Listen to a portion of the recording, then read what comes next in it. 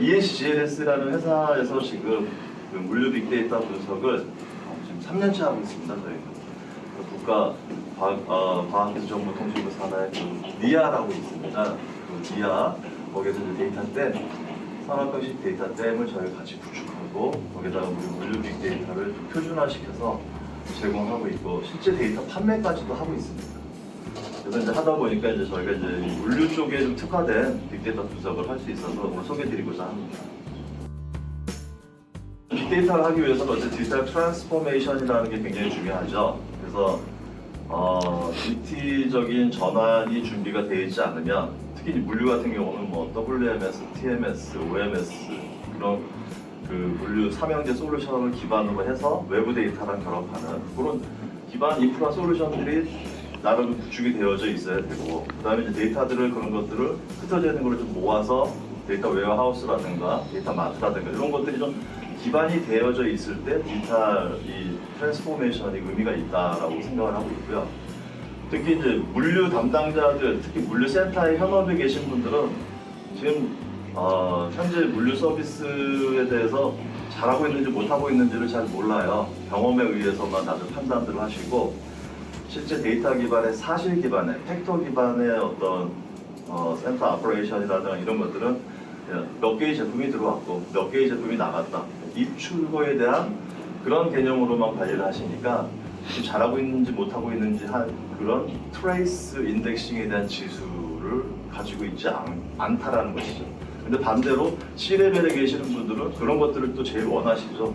타 센터 대비 이 센터가 잘하고 있는지 그런 적절한 인원들은 들어가 있는지 그 다음에 제대로 제품이 들어가서 제대로 나가는 그 시간에 리드 타임은 없는지 뭐 이런 것들이 굉장히 이제 센터 운영의 키 퍼포먼스 인덱스로 중요한 부분이죠.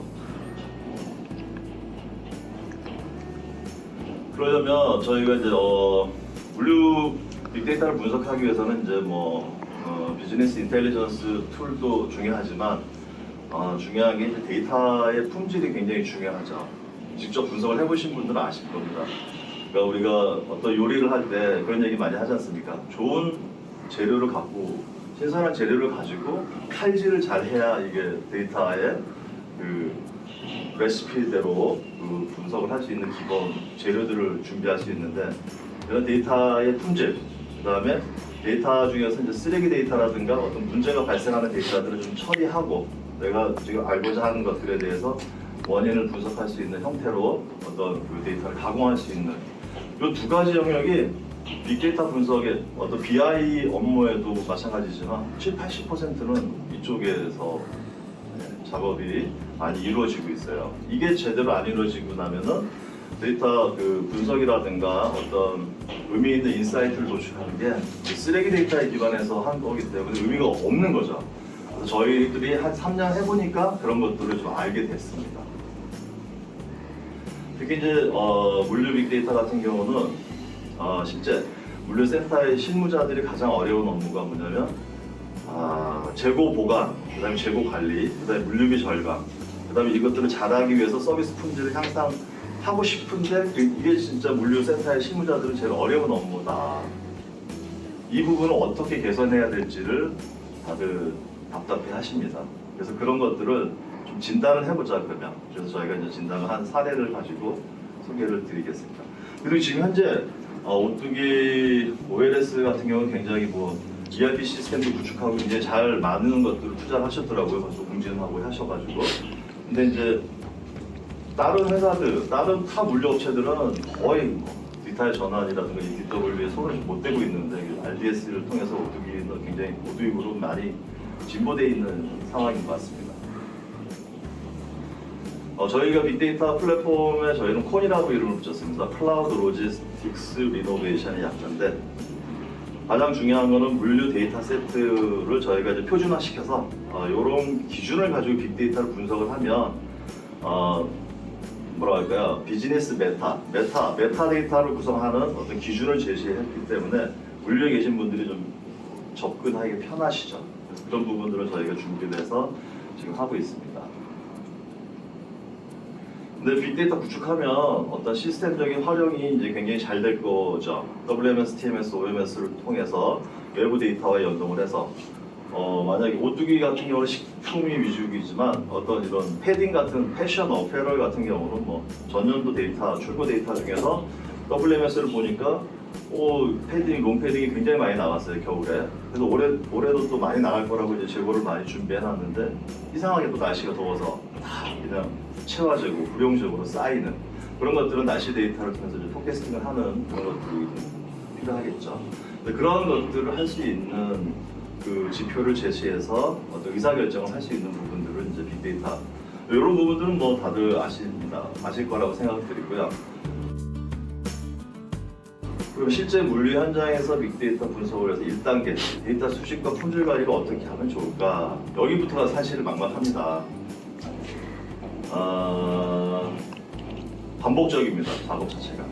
그 다음에 데이터를 다운로드 받았는데 이 데이터가 뭐 엑셀로 핸들링 할 수도 없는 정도의 사이즈라고 하면 로딩하고 다운로드 받는 데만 뭐 반나절 걸리기도 하고 굉장히 힘들어요. 그래서 ETL이라고 하죠. 데이터를 엑스트랙션하고 트랜스포메이션하고 로딩하는 이 부분에 대한 DW 시스템이 잘 구축이 되어져 있어야 된다는 게 대전제로 깔려져 있습니다. 그리고 그런 것들을 통해서 이제 접속을 해서 데이터 랭글링, 데이터를 가지고 놀아야 되죠. 프로파일링하고 이상치 아웃라이어는 없는지, 뭐 벌칙치 미싱 밸류는 없는지, 뭐 널 값은 없는지 이런 것들을 우리 기본적으로 다 하지 않습니까? 그런 것들은 IT 분야에 계시는 분들이 이제 해주셔야 되는 거고. 근데 이제 물류 비즈니스, 도메인 나레지가 인더스트리 그 물류 산업에 계신 분들은 이 데이터가 올 때까지 기다려야 된다는 거죠. 이게 이제 이원화가 되면 이제 힘들어지는 거죠. 그런데 이 부분을 어떻게 좀 단일화시킬 수 있을까? 이래서 이제 IT 계신 분들은 BI를 가지고 이제 뭐 파워 BI라든가 타블로 또는 뭐 마이크로 스트래티지, MSTR이라든가 여러 가지 많잖아요. 한국에서는 뭐 BI 매트릭스도 있고 굉장히 BI 툴 많이 나와 있어요. 오래돼 있고. 근데 이제 그거에서 데이터를 이렇게 가지고 놀 수 있는 데이터 랭글링을 하실 수 있는 분들은 이제 RDS에 계신 분들이 있고 물류센터에 계신 분들은 또 그거를 못 하시니까 이제 기다려야 되는 거고. 이게 이원화가 되는 게 과연 프로세스적으로 맞느냐? 저희는 이제 그런 부분들을 좀 고민을 많이 해봤습니다. 안 맞다라는 얘기죠, 저희 생각에. 근데 이 데이터 품질 관리를 가장 편하게 할 수 있는 솔루션은 저희가 추천을 드리는 거는 이제 트리팩타. 트리팩타에서 잘 작업을 한 다음에 뭐 마이크로소프트 파워 BI라든가 이런 쪽으로 던져주면 그때 이제 시각화를 통해서 이제 굉장히 요새는 AI, BI, CI라고 하잖아요. 이 트리팩타에는 작업자가 이렇게 어떤 포맷이라든가 이런 것들을 바꾸거나 이런 것들을 하면 얘가 스스로 AI 그 안에 모듈에서 학습이 됩니다. 그리고 그걸 가지고 BI 툴을 통해서 어떤 뭐 칼럼과 행을 바꾼다든가 어떤 포맷을 자동으로 내가 치면 전체적으로 싹 바뀐다든가 이런 식의 이제 BI가 또 되고요. 그래서 이 전체적으로 협업이 될 수 있는 콜라보레이션 인텔리전스 CI까지 가능한 툴이 이제 트리팩타라고 말씀을 드릴 수 있고요. 그래서 데이터들을 다양한 포맷들을 지원하고 있습니다. 엑셀부터 콤마, 세퍼레이트, CSV, 그다음에 JSON 웬만한 것들 다 지원하죠. 셀 ERP부터. 네. 그래서 얘네들이 이제 말하는 그 포톤 엔진에서 그 데이터를 프로파일링, 그다음에 패턴 분석 그런 게 자동으로 학습이 돼서 작업자가 서로 인터랙티브하게 주고받는 형태로 작업이 되고요. 내가 이거 분석을 하려고 했는데 뭘 하려고 하는지 모를 때는 얘가 추천 메뉴 함수들을 제시해 줍니다. 그래서 그렇게 어렵지 않아요. 그래서 여기 트리팩타가 지금 전 세계적으로는 1위 데이터 마사지, 클린징, 프로파일링을 하는 솔루션이죠. 이 부분이 사실은 현업에 계시는 분들과 IT에 계시는 분들이 같이 하시면 좋은데 그게 안 되기 때문에 이렇게 따로 별도로 이렇게 진행을 할 수밖에 없는 형식이죠. 근데 트리팩타를 사용하면은 이 부분이 이제 시간이 굉장히 줄어드는 겁니다. 굉장히 효율적입니다. 그러니까 어쨌든 데이터 품질 관리, 데이터 손 안 대보신 분들은 야, 그 데이터 그냥 로딩해서 적당히 바꾸면 되는 거 아니야? 뭐 널값 몇 개 있는 체크만 하면 되는 거 아니야? 이게 쉽게들 얘기하시는데 프로파일링이라는 거는 범죄 현장에서 어떤 문제에 대한 징후를 심튼 그런 것도 분석을 해서 나름의 그런 인사이트를 통한 이런 접근을 하고 이렇게 주제를 가지고 분석을 해야 되기 때문에 그런 것들이 그렇게 쉬운 일이 아니에요. 그리고 그거 한번 해본 그 변형한 데이터를 변형된 데이터를 또다시 내가 다른 목적으로 바꾸려고 할 때도 이게 AI가 그걸 알아듣고 제값하게 바로 어댑티브하게 그 전체 컬럼들을 싹 내가 원하는 포맷으로 내가 하나만 바꾸면 전체가 다 바뀌는 이런 포매팅, 이런 자동화라든가 이런 게 굉장히 중요한 거거든요. 그렇게 해서 데이터를 딱 올리면 이렇게 히스토그램으로 이렇게 딱 나옵니다, 바로. 그래서 내가 딱 보자마자 데이터 분포가 어쩐지 짧은 작은 화면이긴 하지만 바로 볼 수가 있고, 내가 어떤 함수를 쓰려고 하면 수식에 대한 것들을 추천을 얘가 다 알아서 해주고, 그래서 이게 좀 굉장히 좋다. 결론적으로 얘기하면은 데이터 어널리시스를 하기 위해서, 데이터 분석을 하기 위해서 기존의 접근은 이렇게 준비하는 데 오래 걸린다는 거고요. 이 트리팩터를 쓰시면은 준비하는데 데이터 마사지, 필터링, 그 다음에 가공, 편집까지가 굉장히 짧아요. 그래서 전체적인 분석의 시간을 할애할 수 있고, 비즈니스 인텔리전스를 BI라든가 이런 것들을 적용할 수 있는 그런 것들이 효율적이라서 저희가 추천을 드리는 겁니다. 네. 좋은 제품들이, 특히 이제 저희한테 이제 펩시콜라 레퍼런스 사례가 있는데, 그거는 이제 뭐 필요하시면 제가 또 나중에 또 보내드리겠습니다. 자, 그래서 데이터 품질 관리는 저희는 트리팩터를 가지고 하고 있고, 그게 좋다 이렇게 생각을 드립니다. 여기서 이제 품질 관리에 대한 데이터를 가지고 이제 우리가 분석에 들어가야 되는 거죠. 이때 분석을 할 때 어떻게 데이터 시각화하는 게 좋은지를 이제 고민을 해봤는데, 어쨌든 여기 계신 분들 다 공감할 수 있는 거는, 이런 보고서는 뭐 숫자만으로 이해할 수가 없죠. 그 다음에 이거를 뭐 꺾은선 그래프든 막대 그래프든 나름 이렇게 뭐 변화를 BI 툴로서 전환해서 이렇게 만들어 놓더라도 재고 같은 경우, 인벤토리, 스톡에 대한 어떤 주기, 그다음에 이게 악성 재고인지, 그 스타키빙 유니트에 따라서 이 추이를 판별하기가 어렵다는 것이죠. 그러니까 판독이 안 되는 꺾은선 그래프, 막대 그래프는 의미가 없다. 제가 지금 말씀드리고 싶은 거는. 그래서 근데 이런 것도 이제 시간이 또 많이 걸리죠. 이걸 학습을 하고 또 하려고 하면. 근데 이 PSI 비주얼라이저 같은 경우는 재고에 대한 이 전체 그 SKU 스탁 키핑 유니트당의 모든 그 현상을 다 이렇게 실시간으로 볼 수가 있고, 특정을 클릭하면 현재 재고에 대한 분포를 알 수가 있고, 그다음에 여기 있는 이 재고들의 전체 이 스캐터 다이어그램을 통해서 누적 판매가 많은데 재고가 많으면 이쪽 굉장히 훌륭한 제품이죠. 예를 들어서 뭐 오뚜기 진라면 뭐 이런 거겠죠. 근데 여기 카레 중에서 매운 카레가 제일 안 팔리고 재고는 또 많아. 이런 게 이제 체화 재고가 될 수 있겠다. 이런 것들은 빨리빨리 없애줘야 되는 거죠, 로트별로. 이런 식의 판단이 빨리빨리 될 수 있는 게 이제 프로덕트, 세일즈, 인벤토리, 프로덕트 생산과 판매, 세일즈와 인벤토리, 이 세 가지 관점에서 재고를 관리하는 이런 것들은 일반 BI 툴에서는 또 할 수가 없어요. 특화된 영역이라서. 그래서 아마 OLS 같은 경우는 이런 게 좀 필요하지 않을까 싶은 거죠. 이 그래프를 보면 이 빨간 선이 이제 안전 재고의 라인이라고 가정을 드릴게요. 이 밑에가 이제 안전 재고량이 많은 거죠. 그리고 이게 이제 요걸로 설명하겠습니다. 여기 딱 들어오면 입고가 된 거죠. 입고가 되고 쭉쭉쭉쭉 나가는 겁니다. 출고가 되는 거죠. 출하되는 거죠. 근데 요 주기가 짧은 게 제품의 회전율이 좋은 거죠. 근데 이렇게 한번 들어오고 이게 뭐 계속 이렇게 재고가 쌓이고 또 다시 입고될 때까지 주기가 안 좋은 제품인 거죠. 그런 것들에 대한 어떤 추세를 바로 볼 수 있다는 거고, 그래서 문제 재고를 조기에 발견하는 게 굉장히 중요하다. 지금 어떻게 하고 계시는지 잘 모르겠지만 ERP에서는 이런 것들이 잘 눈에 안 들어와요. 그래서 우리가 이제 BI 툴을 쓰려고 하는 것도 여기에 목적이 있는 겁니다.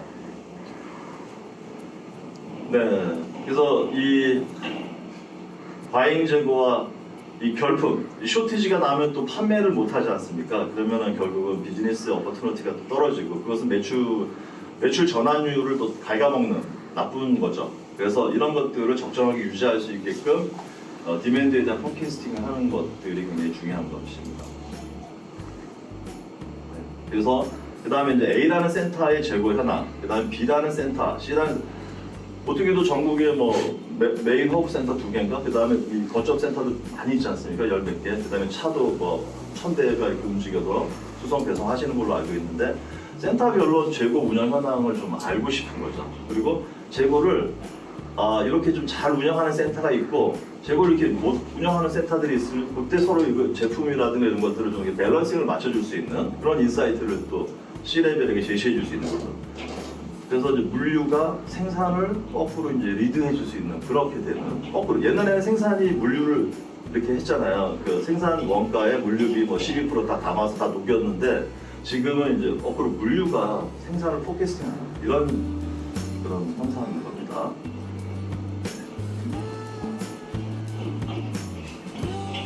그래서 이게 지금 이제 판매 실적과 재고량 간의 상관관계를 그래프로 표시한 겁니다. 이렇게 이제 판매가 이제 올라가다가 판매가 이제 이렇게 뭐라 할까요?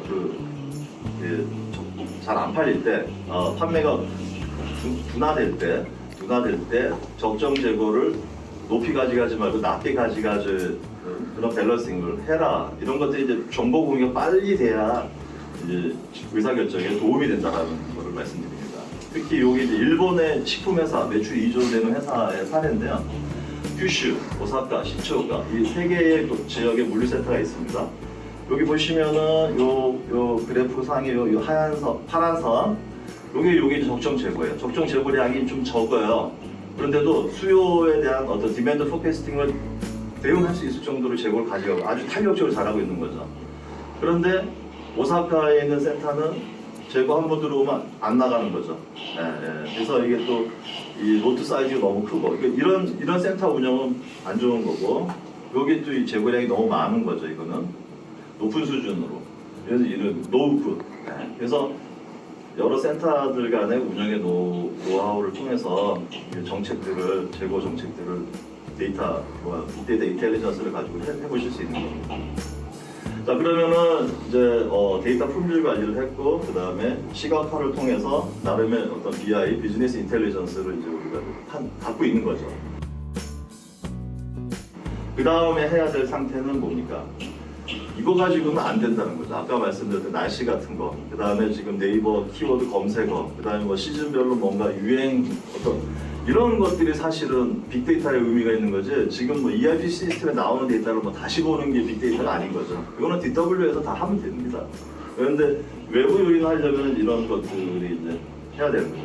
그걸 저희가 이제 ESGLS가 기본적으로 이제 제공하려고 하는 겁니다. 3년간의 물류 데이터 그대로 기반으로 해서 앞으로의 데이터를 포캐스팅하는 거, 그 다음에 전국 센터별로 물류센터 가동률, 그 다음에 센터별로 물류비 현황, 이런 것도 이제 ERP에서 받아올 수는 있겠죠. 그런데 그게 이제 물류랑 상관관계를 어떻게 보느냐에 그런 이제 물류 빅데이터 인텔리전스를 저희가 이제 주는 겁니다.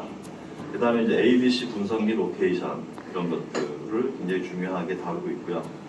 저희 ESGLS는 물류센터를 현재 12,000평을 운영하고 있는 물류센터 사업자입니다. 그런데 이제 물류 IT 쪽에 빅데이터를 좀 많이 했고, 물류 컨설팅을 좀 많이 하고 있습니다. 그래서 지금 뭐 현대글로비스라든가 뭐 S1, 그다음에 여러 회사들, 뭐 GS 홈쇼핑부터 해서 저희가 우체국 물류까지 물류 컨설팅을 계속 하고 있습니다. 그래서 그러니까 물류에 대한 중장기 계획이라든가 현장에서 필요한 것들, 그다음에 주문 마감과 배송이라든가 키 퍼포먼스 인덱스에 대한 것을 가지고 원가를 절감하는, 물류는 거의 뭐 배송, 수송, 운송 비용하고 인건비잖아요. 그거를 어떻게 줄일 거냐, 그런 부분들에 대한 입고에서부터 물건이 나가서 차에 승차될 때까지 체크해야 될 요소들을 저희가 다 관리를 하는 겁니다. 어쨌든 아무리 좋은 WMS도 몇 개 들어왔고 몇 개 나갔고 어디에 위치하고 있고 이런 정확성이 생명이라면 이 빅데이터는 이제 거기서 못 보는 인텔리전스를 줄 수 있기 때문에 이걸 컨설팅을 한번 받고 이렇게 가는 게 좋다라고 요구사항 도슈를 정해할 때 그렇게 많이 하십니다. 그래서 저희가 빅데이터 서비스를 해서 분석한 사례가 이게 디맨드 포캐스팅을 했죠. 그 다음에 적절한 재고 운영 방안, 즉 우리가 이제 앞으로 재고를 이 정도 수량으로 가져가면 좋겠다. 그 다음에 디멘트 포캐스팅 한 3가지 그 예측 모델 중에서 가장 정확도가 높은 거를 이렇게 추천도 하고, 지금 물류센터에 인원을 적정한 게 몇 명인지 이런 것도 이제 산정을 해서 가늠을 해가지고 가는 거죠. 네, 그래서 이번 ERP에서 그 관리가 다 가능한지 모르겠지만, 이번 평택센터의 스탑 키핑 유닛, 즉 SKU당 그 물류비가 20원이냐, 25원이냐 이런 것들까지 관리가 돼 줘야 된다는 것입니다. 여기 이제 하나의 샘플이신데 여러분들 많이 아실 것 같은데, 이게 지금 3개년간 매출이 이렇게 쫙 올라가고 있어요. 그리고 물동량도 굉장히 많은 제품들이 출고가 되고 있고요. 그래서 이제 이 C레벨에서 CEO는 굉장히 우리 회사 일 잘하고 있구나, 세일즈도 올라가고 물동량 출고도 잘 되고 있어. 근데 실제 물류가 잘 되고 있는지는 조금 보자. 그래서 이제 A, B, C 분석 많이 합니다. 여기서 지금 요 A라든가 요 D라든가 요 렉탱글의 사이즈는 재고, 센터 안에 있는 재고 양입니다, 양. 그래서 이렇게 D 같은 경우 재고가 엄청 많아요. 근데 A는 재고가 별로 없어요. 근데 여기 검은색에 이런 거 있죠, 검은색 요거 이제 빈도수입니다, 빈도수. 자, 빈도는 뭐 출고 빈도수. 자, A라는 제품은 재고는 없는데 출고 빈도가 굉장히 많은 제품이죠. D라는 제품은 출고 빈도수가 거의 없어요. 이런 것들이 예를 들어 설명드리면, 오뚜기 카레가 예를 들어서 종류가 40종입니다. 센터별로 물건들을 배치했을 때 카레존, 뭐 음료수 존 이런 식으로 카테고리를 이렇게 해서 센터 운영을 하고 계시더라고요. 그런데 그 카레존이 저 안쪽에 있는데, 카레존 중에서 매운 카레는 잘 나가요. 빈도수가 많은 제품이에요. 그럼 걔는 거기 있으면은 그거 가져가서 피킹하러 들어갔다 나왔다, 이 동선이 너무 큰 거로 이게 비효율이라는 거죠. 그런 것들을 이제 분석해서 동선과 로케이션을 재배치해 주는 이런 식의 이제 유의미 시그니피컨스 레벨을 올려주는 겁니다. 시그니피컨스 레벨을 유의미하는 것들을 찾는 겁니다. 이게. 그래서 저희가 이제 그런 것들을 좀 해봤고요. 이렇게 해서 근데 이제 이 정말 빅데이터를 하는데 이 재고, 센터 안에 재고만 있는가? 사람들, 동적 자산, 지게차도 있고 막 이게 상호 막 이렇게 움직이지 않습니까? 유기적으로.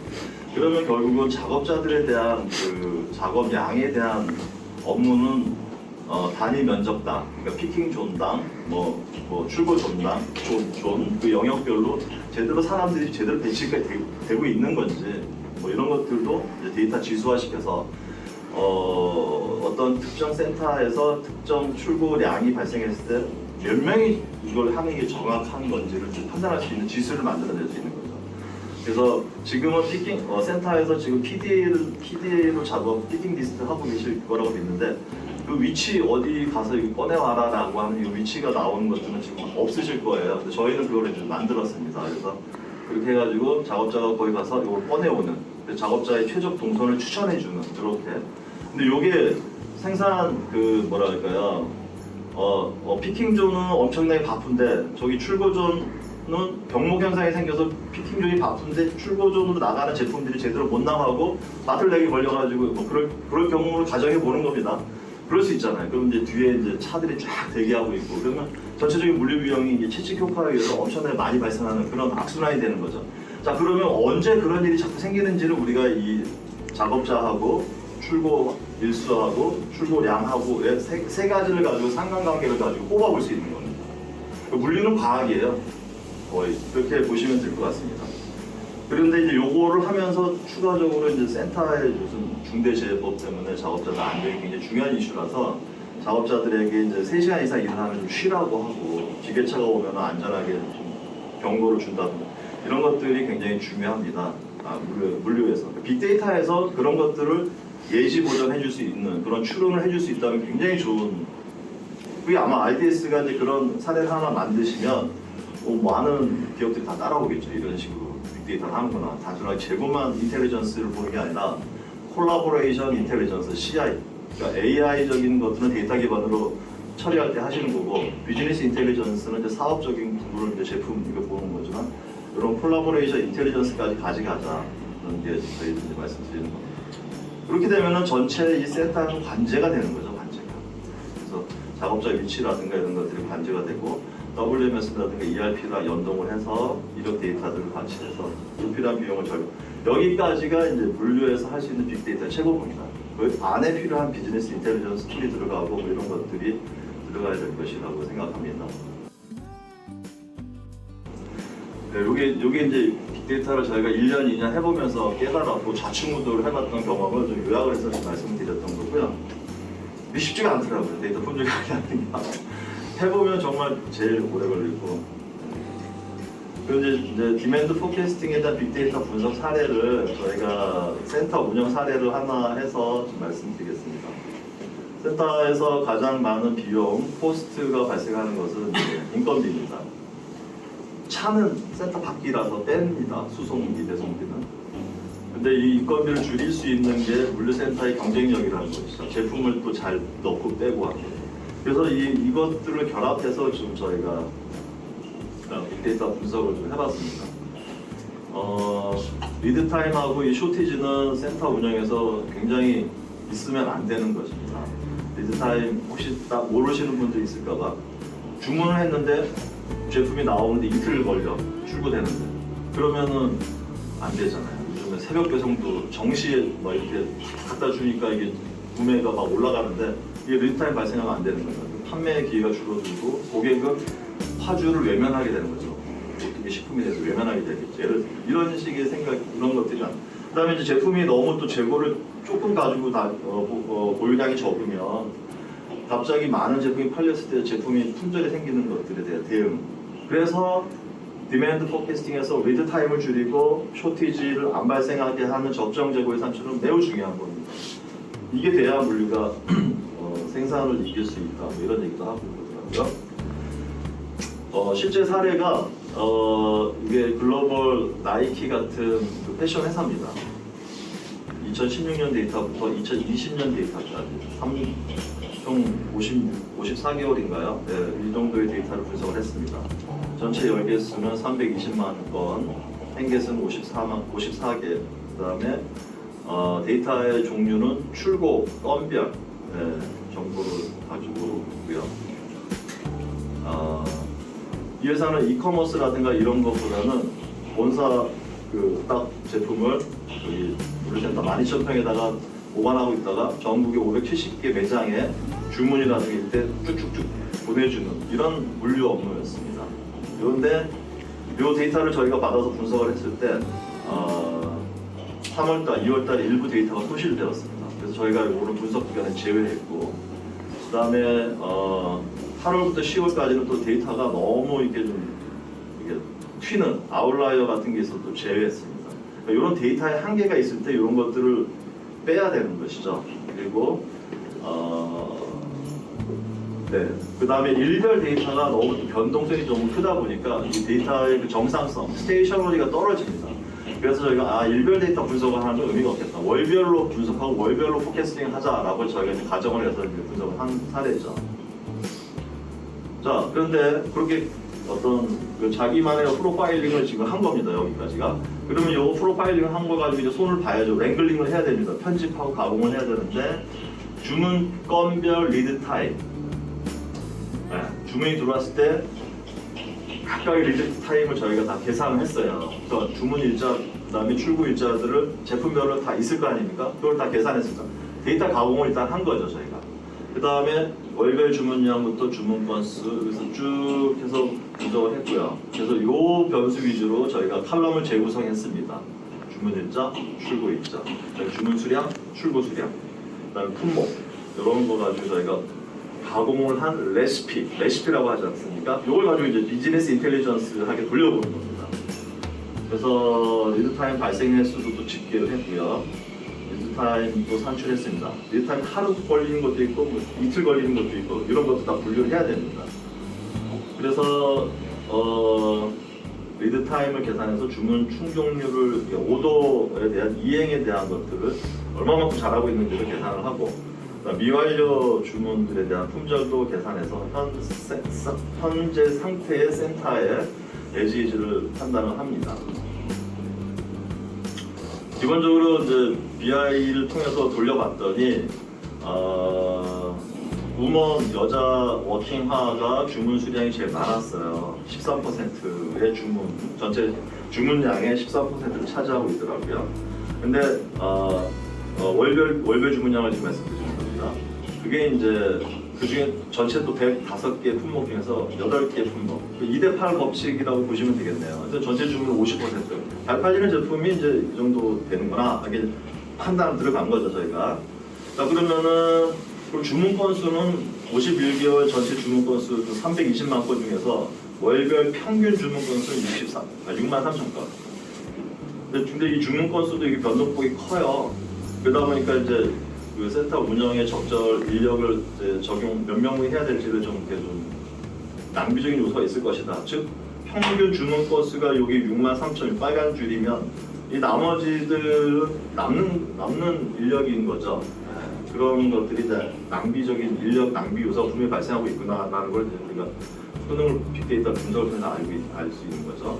그다음에 리드 타임 발생 건들을 쭉 보니까 전체 주문 건수 320만 건 중에서 25%, 83만 건의 이 물류센터 일 잘하는 줄 알았더니 25% 리드 타임 발생하네. 이거 줄여야 되겠네? 라는 것들을 이제 지표를 주실 수가 있는 겁니다. 그래서 이런 것들을 줄이고 리드 타임 발생한 것 중에서 1일 하루 발생한 게 제일 많은 리드 타임 50%에 해당되니까 평균 하루는 지연이 되는구나 우리 센터에 주문하면 이런 것들을 판단할 수 있는 거예요. 그리고 이런 것들을 통해서 이제 품절이 발생한 것들 몇 번인지 전체 주문량 1,300만 건 중에서 56만 건의 품절이 발생했던 경우가 있습니다.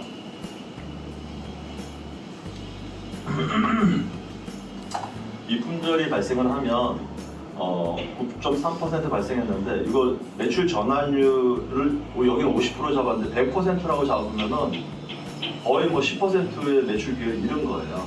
50%만 잡았기 때문에 이제 약 5%에 달하는 매출 기회를 상실했다고 우리가 이제 알려줄 수가 있는 거죠. 그래서 쇼티지가 나오면 안 되는 거죠. 그래서 이런 것들을 저희가 이제 데이터를 다 가공을 한 다음에 어떤 모델을 가지고 이 디맨드 포캐스팅 예측을 할 것인가를 주문 수량과 주문 건수라는 큰 데이터 가공 데이터를 가지고 분석을 했습니다. 시즈널리티가 있죠. 봄, 여름, 가을, 겨울 팔리는 제품들이 다르고 그리고 회기 분석 그 다음에 이동 평균 이 사리마라는 모델을 저희가 선택을 했고요. 그 다음에 폴트위터의 승법, 갑법이라는 모델을 통해서 분석을 세 가지 모델인 거죠. 사리마, 폴트위터 승법, 폴트위터 갑법 이렇게 지수 평활법을 써서 분석을 한 사례를 주문 수량에 대해서 빅데이터 분석을 먼저 해보니까 이 2016년부터 이 쭉 저희가 월별 데이터에 이 데이터의 어떤 그 범위, 이 박스 플랫 안에 들어가 있는 걸 보니까 데이터의 어떤 안정적인 셋 형태로 저희가 데이터를 수집을 했다.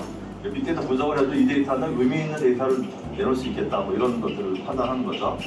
그리고 데이터의 트렌드를 보니까 이렇게 지금 우상향을 보이고 그 다음에 이런 시즈널리티가 좀 보이고 이 추세는 이제 로지스틱 추세를 지금 보이고 있고요. 이런 것들을 이제 통해서 우리가 이제 감을 잡아가는 겁니다. 이런 식으로 되는구나. 그 다음에 이제 오그멘티드 DF 테스트라고 해서 이 어떤 중심 무빙 평균에서 얼마만큼의 차이가 있는지 그 편차, 디퍼런싱 그런 차분에 대해서 차이가 있다면 그것들을 좀 줄여서 데이터의 항상성을 좀 유지하기 위해서 스테이셔너리를 유지하기 위해서 ADF를 적용을 합니다. 이런 것들이 지금 하는 게 데이터의 품질 관리 레벨이에요. 이게 굉장히 중요한 겁니다. 이런 게 안 되고 그냥 읽는 로 데이터 갖다 분석했으면 그게 의미가 있다라고 얘기하면 안 되는 거예요. 예측을 할 때. 그래서 지금 말씀드린 대로 이 0에 이렇게 이게 튀는 이런 편차, 디퍼런스 이런 것들을 다 줄여서 거의 이게 일정하게 유지가 됐을 때 오토 리그레션하고 무빙 에버리지에 대해서 어느 정도 저희가 정립이 되면 그걸 가지고 이제 분석을 해서 돌려보니까 이 퀀틸 분기별 이 것들이 이런 일정한 선상에서의 분포를 이루고 있는 거죠. 이렇게 리니어한 분포를 이루었을 때 데이터들이 예측을 하더라도 이렇게 크게 튀지 않겠구나. 여기서 예측하면 맞겠네? 라는 가정이 합리성을 부여받는 겁니다. 그래서 그리고 나서 이제 저희가 예측을 했더니 이제 요런 예측법이 여기서부터 여기까지 월별 생산량은 35만 개, 45만 개의 주문 이제 예측이 되니까 재고를 얼마에 가져가자라는 일단 주문에 대한 예측이 돼야 재고에 대한 걸 할 수 있지 않겠습니까? 네, 그래서 이렇게 이제 하나의 모델을 끝냈고 두 번째로 이제 홀트 윈터 승법 가법을 가지고 또 같은 것을 했더니 여기는 이제 30만 개에서 55만 개 주문이 예측이 됩니다. 이 포캐스팅 한 것들을 보여주고 있죠. 승법도 마찬가지고요. 그래서 여기는 35만에서 70만, 얘는 좀 변동이 스윙이 커요. 재고량에 대한 판단들을 하기가. 여기까지가 주문 수량에 대한 것을 빅데이터 분석을 한 거고. 그다음에 주문 건수 빅데이터 분석에 대해서 이제 자, 주문 수량만 중요한 게 아니라 얼마나 자주 주문이 이루어지는지가 중요한 거예요. 그래서 이게 물류센터 운영에 최적화로 오는 거기 때문에 일정한 주문 건수, 주문이 항상 일정하게 들어오고 있다. 아웃라이어가 없다. 이런 것들을 이제 확인을 했고요. 추세도 아까 주문 수량처럼 확인을 했고 전체적인 디퍼런싱에 대한 것도 오그멘티드 DF 테스트를 통해서 이게 수렴한다는 것들을 확인했고 이런 것들은 뭐 그 R 패키지라든가 그 뭐죠 파이썬 이런 걸 가지고 쓰시면서 이제 하시면 되는데 근데 물류센터에 계신 분들이 내가 이 나이에 이런 걸 가지고 해야 돼 힘들어 하시거든요. 그래서 그런 것들을 좀 하지 말라고 해서 저희가 이제 그런 제안을 드리는 거고 그래서 이제 쭉 분석을 해서 결론을 말씀을 드리면 같은 패턴으로 분석을 하면 주문 수량과 주문 건수를 이제 예측을 하는 모델이 이제 사리마, 홀트 윈터, 애드 승법, 애드 가법, 멀티 승법을 했는데 이 MAP라고 이 평균 민 앱솔루트 퍼센트 에러가 가장 낮은 게 가장 정확한 모델이라고 이제 통계적으로 나와 있습니다. 이 데이터를 가지고 이제 또 우리가 이제 구글의 그 텐서플로 테라스를 통해서 또 학습을 시켜가지고 요 테스트 데이터 셋을 가지고 이제 또 예측을 해볼 수도 있겠죠. 근데 어쨌든 저희가 생각할 때는 이제 사리마 모델이 좀 좋은 모델로 나왔다. 나온 걸 가지고 실제 그러면 몇 명을 우리가 센터 운영에 써야 투여해야 되고 또 재고를 얼마큼 가져가는 게 좋아? 라는 결론을 하루에 물통량 트랜잭션 처리할 수 있는 게 한 3,000건 그 다음에 센터 인원 25명으로 가정을 했을 때 주문 예측 수량이 나왔고요. 그 다음에 워킹데이 22일로 기준으로 봤을 때 54개월 사람들 투여한 거를 다 곱해보니까 총 고정 인원이 얼마죠? 이게 13,200명이었는데 이거를 가지고 예측을 해서 해보니까 이제 한 3% 인원은 줄일 수 있겠다라는 판단을 할 수 있는 거고요. 이건 이제 코스트 이펙티브하게 회사에서 판단할 수 있는 거죠. 그리고 재고 수준, 요구 수준, 그 리드 타임이 많이 발생했잖아요. 리드 타임 발생률이 26%. 이거는 고객의 클레임 사항이지 않습니까? 그래서 우리가 서비스 레벨 어그리먼트 SLA를 계산할 때 26%를 빼면 서비스 수준이 74%라는 걸 알 수가 있는 거죠. 뺐으니까. 이 서비스 레벨에서의 안전재고 수준은 7%를 가져가면 된다. 근데 니들이 좀 잘해서 서비스 레벨을 좀 올려서 클레임 없이 95%가 되면 안전재고를 조금 더 가져가야 된다. 이 정도로 센터 운영을 하면 센터 운영의 효율화와 이런 것들을 찾을 수 있겠다라고 저희가 이제 말씀을 드리고요. 이런 것들을 이제 센터별로 좀 분석을 한번 해보자라는 거죠. 그리고 일단 LG를 판단하면 적정량에 대한 판단 기준과 그다음에 이제 디맨드 포캐스팅을 통해서 이제 유연한 것들을 할 수 있겠다라고 판단합니다. 네, 제가 말씀드린 것들은 저희가 이제 산업혁신 빅데이터 땐 이게 이제 130억짜리 프로젝트를 지금 구축하고 있습니다. 저희가 같이. 그래서 이거에서 지금 유통물류 ESGLS 저희가 지금 제공하고 있고요. 네, 일단 소개는 여기까지 마치겠습니다. 질문하시거나 이런 같이 또 얘기를 나누겠습니다.